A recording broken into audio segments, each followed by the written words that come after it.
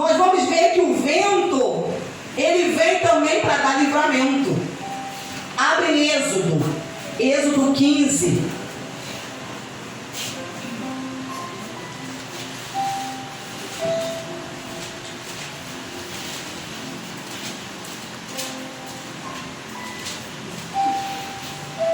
Versículo de número 8.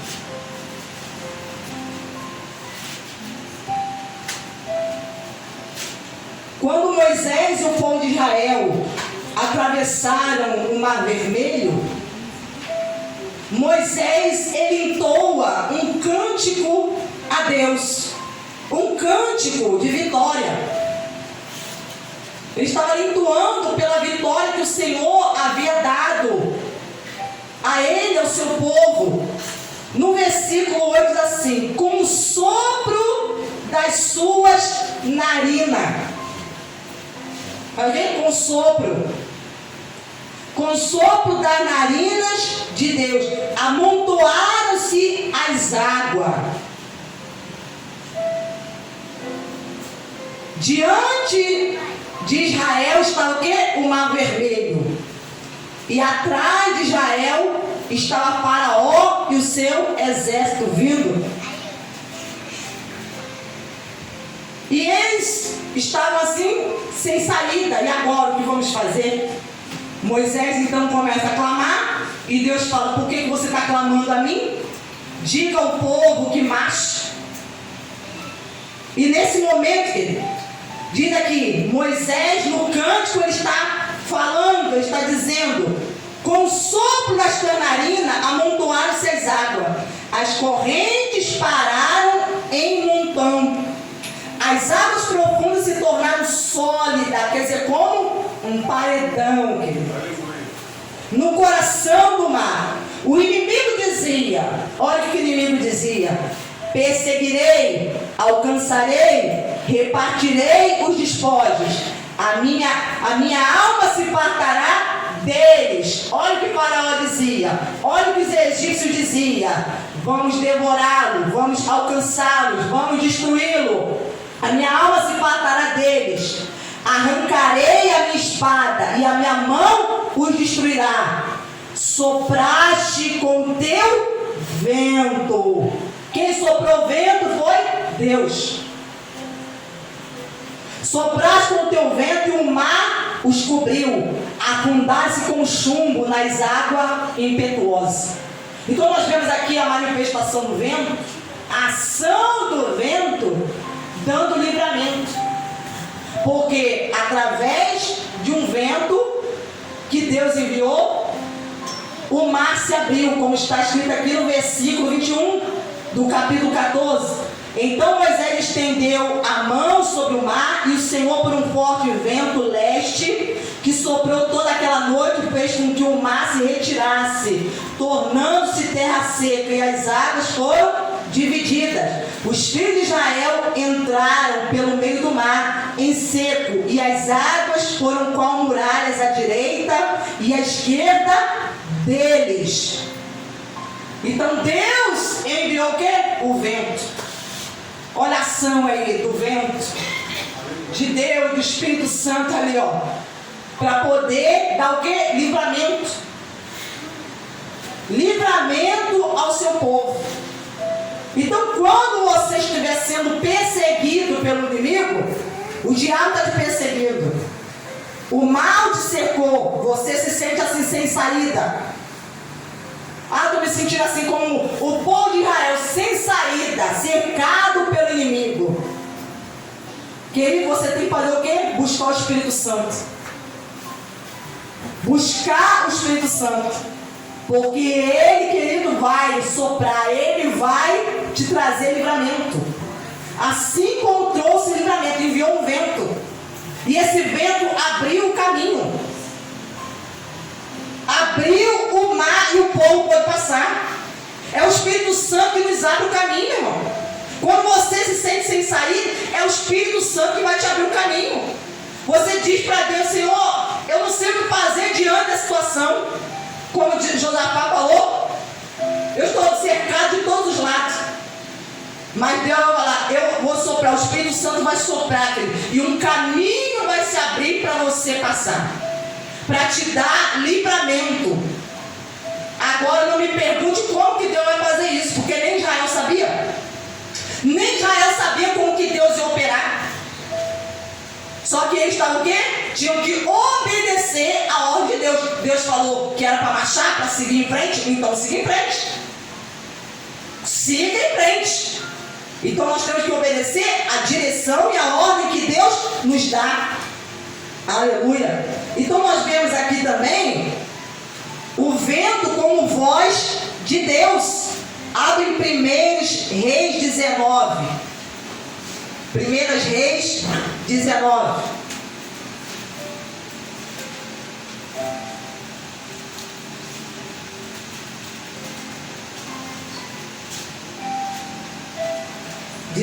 Versículo 11.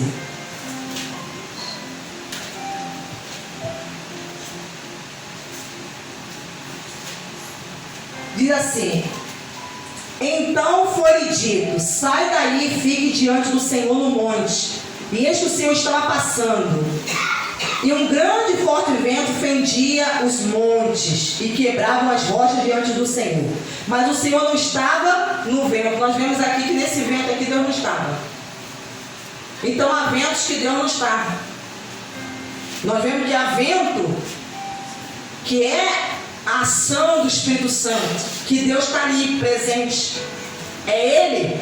Mas nós vemos aqui que esse vento, quando Elias estava dentro de uma caverna, Elias estava ali com medo da ameaça de Jezabel e não queria sair daquela caverna, e Deus mandou que ele saísse, colocasse diante do Senhor no monte. E eis que o Senhor estava passando, e um grande e forte vento fendia os montes e quebrava as rochas diante do Senhor. Mas o Senhor não estava no vento. Depois do vento houve um terremoto, mas o Senhor também não estava no terremoto. Depois do terremoto veio um fogo. Então nós vemos aqui 3 manifestações: vento, terremoto e fogo. Mas nenhuma dessas manifestações Deus estava presente. E aqui, mas o Senhor não estava no fogo, e depois do fogo veio um som de um suave sussurro. Então há algumas traduções que falam, né, que houve ali um murmúrio, um suave sussurro, uma voz suave, como de uma brisa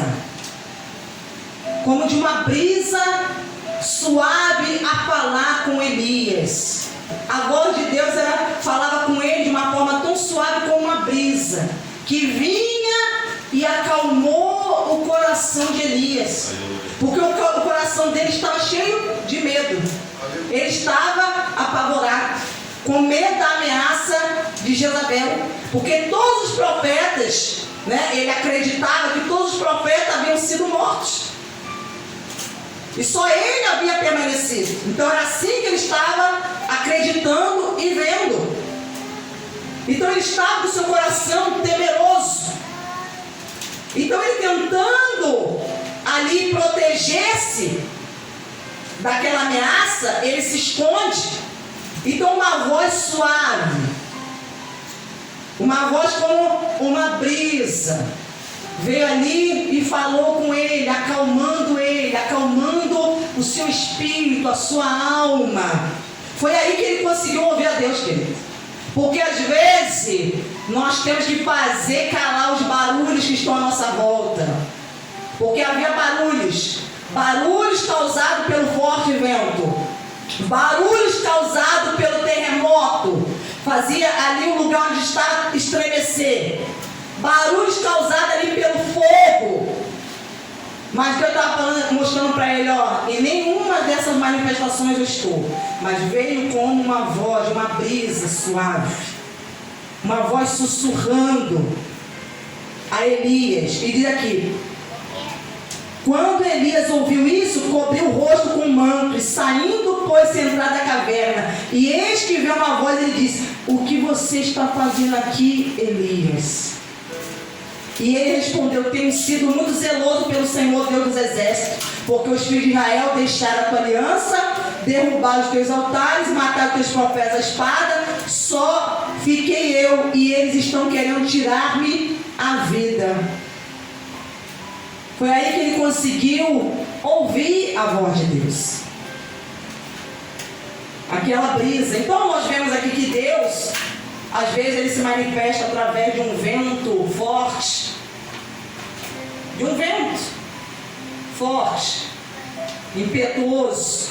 Mas ele também se manifesta através de uma brisa suave, que acalma o coração, que acalma a alma.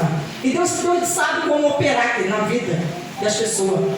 Deus sabe como trabalhar, como operar na nossa vida. Glórias a Deus. Aleluia. Então aqui, Jesus comparou a obra do Espírito Santo ao vento. Abra sua Bíblia em João 3:8. Evangelho de João.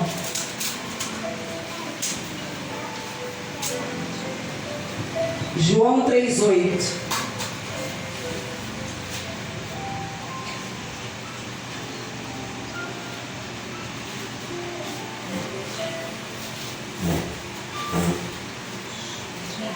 O vento sopra onde quer. Você ouve o barulho que ele faz, mas não sabe de onde vem nem para onde vai. Assim é todo o que é nascido do Espírito. Então Jesus compara a obra do Espírito Santo ao vento, a ação com o vento. Porque o vento, Jesus estava dizendo, o vento sopra onde quer. O vento ele surge de maneira que inesperada. Ele sopra onde quer. Ninguém diz para o vento: ah, você vai soprar aqui, você vai soprar ali, não, porque ele é soberano. Ninguém tem poder de controlar o vento, de poder controlar. Então Jesus estava mostrando a ação do Espírito Santo, que ninguém, as pessoas não podem controlar a ação do Espírito Santo na vida dos homens. Porque quando o Espírito Santo quer agir na vida de alguém, ele vai agir. E não tem os homens que vão tentar impedir, o diabo que vai tentar impedir. Porque quem quiser tentar impedir, não vai conseguir. Porque quando Deus está decidido a agir na vida de alguém, mudar a vida de alguém, transformar a vida de alguém, ele vai fazer. Ele vai fazer. Jesus está dizendo, o vento ele sopra onde quer. Ouve o barulho que ele faz. Você não vê o vento. É invisível. Você não vê. Mas você percebe a ação dele. Jesus era guiado pelo Espírito Santo. Jesus estava na Galileia, daqui a pouco o Espírito Santo conduzia para a Judéia. Jesus estava na Judéia, daqui a pouco conduzia para Cafarnaum. Jesus estava em Cafarnaum, conduzia para outro lugar, para outro povoado, para outra aldeia. O Espírito Santo conduziu Jesus para o deserto. Quem levou Jesus para o deserto foi o Espírito Santo. E Jesus não pôde se recusar de ir para o deserto, porque ele era guiado pelo Espírito. Ele tinha que ser submisso ao Espírito Santo, porque ele entendia que o Espírito Santo é Deus. E ele, como homem, estava sujeito ao Espírito Santo. Ele tinha que deixar a vontade do Espírito Santo ser feita na vida dele. E assim também temos que ser nós, queridos. O problema é que nós queremos que Deus se submeta às nossas vontades. É aí que está o problema. É que nós queremos que Deus venha ser o servo. Ele seja o nosso servo. Nós não queremos nos colocar na posição de servo. Nós não queremos nos submeter à ação do Espírito Santo. Porque ele está dizendo que você ouve o barulho que ele faz, mas não sabe onde vem nem para onde vai. Assim é todo que é nascido do Espírito. Tanta gente que fica aí dizendo que é nascido do Espírito, mas a pessoa faz o que ela quer. Será que é nascido mesmo do Espírito? Faz o que ela quer. Ela que dita as regras. É ela que manda na sua própria vida. Ela não busca conselho do Espírito Santo naquilo que tem que fazer, nas decisões que tem que tomar, aonde que tem que ir. Ah, quero ir em tal lugar, vai. Mas será que Deus quer que você vá nesse lugar que você está querendo? São pessoas que diz que é guiado pelo Espírito. Será que você realmente é guiado pelo Espírito Santo? Será que realmente é? Jesus só ia nos lugares que o Espírito Santo conduzia. Quando ele ia num determinado lugar, quando ele entrava na casa de alguém, não foi porque, senti vontade, foi algo dele, não. Porque o Pai que mandava. É o Espírito Santo que mandava. Vai lá na casa daquela pessoa. Vai lá. Vai lá naquele povoado lá. Vai naquela cidade lá. Vai naquele lugar lá. Vai no monte agora orar. Então ele era guiado pelo Espírito. Irmãos, nós precisamos aprender e deixar Deus guiar a nossa vida. Ainda somos muito guiados pelas nossas vontades, nosso sentido e pelas pessoas. Pelas opiniões alheias. Muitas vezes as opiniões alheias são completamente contrárias à vontade de Deus na nossa vida. São contrárias.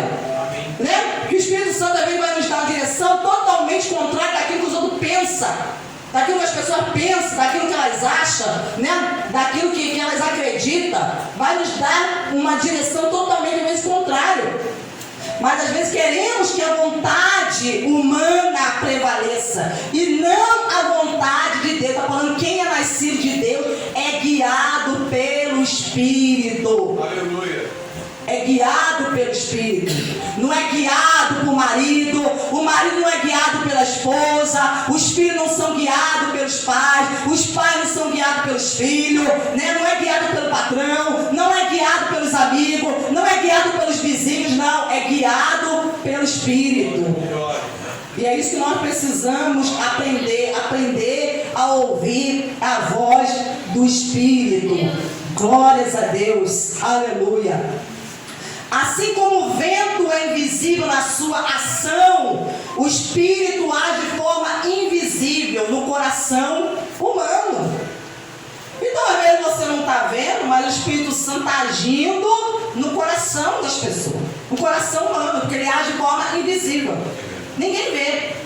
Você não vê o vento. O vento está soprando, você pode senti-lo, mas você não vê o vento. Mas você vai perceber a ação dele. Como é que você percebe a ação do Espírito Santo na vida de alguém? A mudança de vida. Como é que você sabe que o Espírito Santo está na vida de alguém? Mudança. Mudança de pensamento, mudança de atitude, mudança de comportamento, mudança do modo de falar, mudança do modo de se vestir. Mudança na visão, no modo de ver as coisas. Mudança. É assim que você vai perceber a ação do Espírito Santo na vida de alguém. Porque ele é invisível. Mas você pode ver o operar dele, a ação dele. Assim como o vento é incontrolável na sua força e imprevisível na sua ação, o Espírito Santo é irresistível e soberano na sua ação. Então o vento é incontrolável. Ninguém consegue controlar o vento. Vou prender o vento aqui nessa caixinha aqui. Ninguém consegue controlar o vento, porque ele é incontrolável na sua força. Então nós vemos assim como o Espírito Santo, ele às vezes age como uma brisa suave, mas ele também age como um vento impetuoso, um vento com força, um vento que vem rápido, né, e violento. Ele age. Aleluia. Abre em Atos 2. Glórias a Deus. Atos 2, versículo de número 1. Ao cumprir-se o dia de Pentecostes, estavam todos reunidos no mesmo lugar. De repente, foi uma coisa inesperada, de repente, porque assim, de repente você pode estar aqui, o Espírito Santo vir sobre você, te levantar e te tomar, usar você em profecia, te dar uma visão, usar você, né, nenhum dos dons espirituais, colocar a mão sobre alguém e alguém ser curado, alguém ser liberto, receber de Deus. De repente veio do céu um som. Estavam todos reunidos. A Bíblia fala que eles estavam unânimes, orando, perseverando em oração. Estava, de repente veio do céu um som. Um som. Eles ouviram, porque o som, ele pode ser o quê? Um ruído, uma vibração, um barulho, veio do céu um som, como de um vento impetuoso. Não foi um vento que veio como, né? Porque o vento, ele faz um barulho. Quando o vento está soprando, ele produz um som, um barulho. Então eles estavam lá orando fervorosamente a Deus, esperando o cumprimento da promessa, que é o batismo, o revestimento do poder, a vinda do Espírito Santo. E de repente veio do som um som. Começaram a ouvir um barulho, começaram a ouvir um ruído, um som, como de um vento impetuoso, um vento rápido e violento, e encheu toda a casa onde estavam assentados.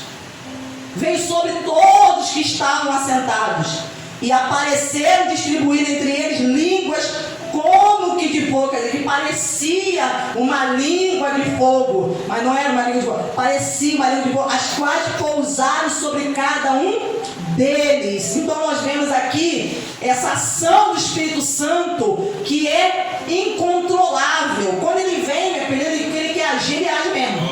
Não tem ninguém que possa impedi-lo de dizer que ele não vai agir, que ele não vai operar, que ele não vai se manifestar, porque vai. Aleluia. Assim como o vento move um barco à vela, o Espírito de Deus moveu aqueles que escreveram as Escrituras. Aleluia. Abra na segunda carta de Pedro. Oh, glória. Segunda carta de Pedro, capítulo de número 1, versículo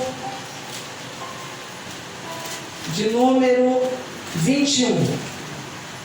Vamos ler o 20 também. Primeiramente, porém, saibam que nenhuma profecia da Escritura provém de interpretação pessoal. Nenhuma profecia da Escritura provém de interpretação pessoal. Então, não foi os homens da Bíblia que disseram: eu acho que é isso, eu entendo desse jeito, eu acho que é isso, vou escrever isso. Não. Porque nunca, jamais, qualquer profecia, jamais, qualquer profecia foi dada por vontade humana, não é algo de homem. Não é algo, a profecia, a palavra de Deus não é algo de homem, produzida por homem. Entretanto, homens falaram da parte de Deus, movidos pelo Espírito Santo. Então o Espírito Santo os moveram, os inspiraram, os impulsionaram a escrever as Escrituras, a falar as Escrituras. Não foi algo deles, não. Não foi algo que eles produziram, não. O Espírito Santo usou a vida daqueles homens, porque o Espírito Santo se movia sobre a vida deles, os inspirava, os usava. Ação do vento. A primeira ação do vento é transmissão. Todo som é transmitido pelas ondas do ar. Todo som transmitido pelas ondas do ar. Do mesmo modo, a mensagem de Deus é comunicada aos pecadores pelo Espírito Santo. Abra em Lucas 4, 18 e 19.